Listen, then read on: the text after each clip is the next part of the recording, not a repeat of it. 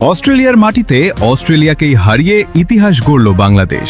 কিন্তু এই জয়ের আসল রহস্য কি? হাবিবুল বাশারের মতে বাংলাদেশের সবচেয়ে বড় শক্তি ছিল চাপমুক্ত থাকার মানসিকতা। প্রধান নির্বাচক বলেন, টেস্ট জুড়ে ভালো খেললেও ক্রিকেটাররা কোনো সময় অতিরিক্ত চাপ নেয়নি, বরং স্বাভাবিক থেকে নিজেদের পরিকল্পনা বাস্তবায়ন করেছে। অধিনায়ক নাজমুল হোসেনও জানিয়েছেন, জিম্বাবুয়ের বিপক্ষে আগের ব্যর্থতা দলকে মানসিকভাবে ভেঙে দেয়নি। অস্ট্রেলিয়ার বিপক্ষে মাঠে নামার আগে নিজেদের ওপর বিশ্বাস রেখেছিল পুরো দল। আর man of the match Hasan মাহমুদের কথায় জানা যায়, ভিডিও বিশ্লেষণ করে নির্দিষ্ট পরিকল্পনা তৈরি করা হয়েছিল। এরপর মাঠে ঠিক সেটিই বাস্তবায়ন করেছে বাংলাদেশের বোলাররা। 2 ইনিংসে 9 উইকেট নেওয়া হাসান সহ বাংলাদেশের বোলাররা ধৈর্য ধরে নির্দিষ্ট লাইন ও লেংথে বোলিং করেছেন। আর তার ফল, অস্ট্রেলিয়ার মাটিতে অস্ট্রেলিয়ার বিপক্ষে ঐতিহাসিক টেস্ট জয়।